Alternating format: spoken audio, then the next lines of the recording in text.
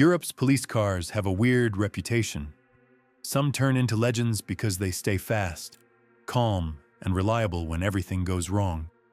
And others fail simply because they cannot handle real police pressure. So what actually separates Europe's toughest patrol heroes from the cars officers begged to avoid? Before we get to the legends, we need to talk about the patrol cars that Europe quietly wishes it could forget. The ones that tried, failed, and became unintentional comedy on the streets. Worst number 3. There's something almost adorable about the Fiat Punto. It looks harmless. It looks like a car that should ferry school kids and groceries, not chase criminals. And yet, many European police departments once rolled these out as official patrol cars. That's where the trouble began. The 1.2-liter engine huffed and puffed the moment officers asked it to accelerate quickly. Every chase felt like the Punto was emotionally preparing itself for the stress. Officers said pressing the gas pedal harder didn't make it faster. It just made it noisier. The lightweight frame didn't help either. Tight turns made the car wobble like it was trying not to fall over. Now, why do you think some departments keep it anyway? Because the Punto was so unbelievably cheap to run that budgets loved it, even if officers didn't. But when a criminal in a BMW or Audi hit the throttle, the Punto didn't give chase. It simply watched, politely. Worst number 2. The first-generation Renault Megane looked promising. Comfortable, safe, reliable, at least on paper. But officers quickly learned the Megane had one fatal flaw. It struggled with electrical sanity. Now, can you imagine depending on a police car whose dashboard flickers like a haunted house at night? That's exactly what happened. Warning lights popped up at random. Gauges froze. Headlights refused to listen. Random beeping became a daily soundtrack. Nighttime patrols were a gamble. Would the lights work? Would the engine sensors behave? Would the car suddenly believe the world is ending? And here's the twist. None of these issues made the Megane undrivable. It was just unpredictable. And unpredictability in a police car is worse than weakness because it destroys trust. Many departments quietly pushed their Meganes into early retirement because the car didn't scare criminals. It scared the officers driving it. Worst number 1.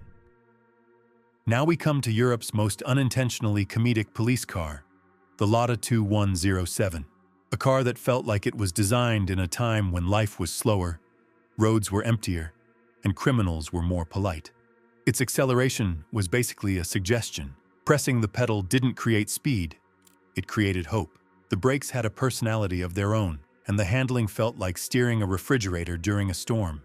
But here's the fun question. Why did departments even use it? Honestly, the real reason was the price. It was so dirt cheap that its terrible performance became a "we'll deal with it" problem. Yet this brought a hilarious outcome. Criminals didn't run from it. They didn't need to. Officers joked that suspects could escape briskly on foot. Calling the Lada 2107 a chase car would be generous. It was more like a vehicle that got credit just for existing. Now, enough about the disasters. Let's shift gears and dive into the machines that became true legends on the streets. Best number 4. When officers stepped into a BMW 5 Series Touring, something changed. From the moment they sat down, it was obvious this wasn't a cut-corner patrol car, but a true duty-ready machine. The 5 Series Touring blended power, stability, braking strength, and interior space into a perfectly balanced package. It handled corners like it knew every law of physics, picked up speed with confidence, and flew down highways without breaking a sweat. Here's the twist most people never hear. Officers would request this car. Not because it was fancy, but because it made their jobs easier, safer, and more enjoyable. Even today, it remains one of the most beloved police cars in Europe's history. Best number 3. Sweden doesn't do light duty. They are over-engineered, brutally tested, practically indestructible machines. And the Volvo 590 Police Interceptor is the living proof. Before it ever earned a badge, the V90 survived extreme tests involving frame flexing, curb impacts at speed, sudden lane changes, emergency braking, and structural durability checks that would make other cars retire early. And the surprising part? In some categories, The V90 even outperformed certain German police vehicles, something nobody expected. Its safety systems, comfort, reliability, and high-speed stability made it the gold standard in Northern Europe. The V90 wasn't just respected by officers. It was the one car they were willing to bet their lives on. Best number 2. This is where European policing gets fun. Several departments, especially in Germany and Austria, actually put Porsche 911s into active highway duty. And no, it wasn't a publicity stunt.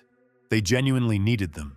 On the Autobahn, where speed limits vanish and high-performance cars hit outrageous speeds, regular patrol vehicles simply couldn't keep up.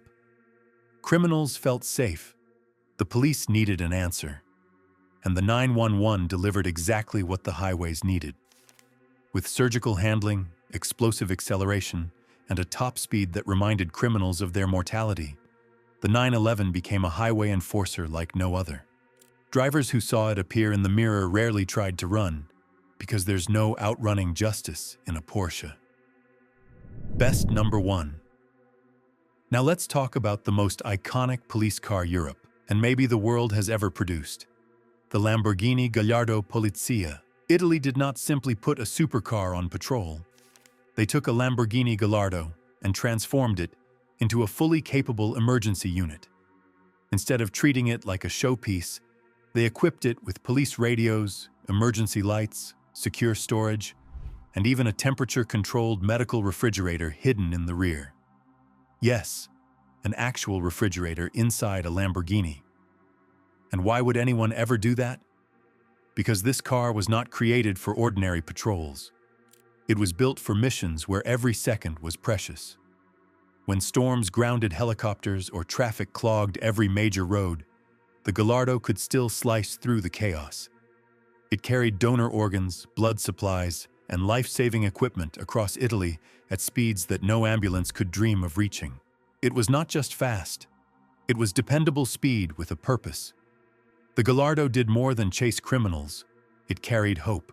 It rushed through Italy in moments of crisis, its engine roaring like a promise that help was on the way.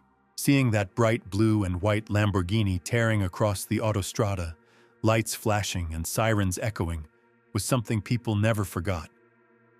It looked cinematic, almost unreal, but every mission it completed was very real and often life-saving. Europe has produced police cars that officers trusted, and others they barely tolerated. Some became symbols of pride, while others became quiet jokes within departments. Yet every one of them, from the legends to the failures, helped shape how Europe responds to danger and protects its people. They all tell a story, and the Gallardo is easily one of the most unforgettable chapters.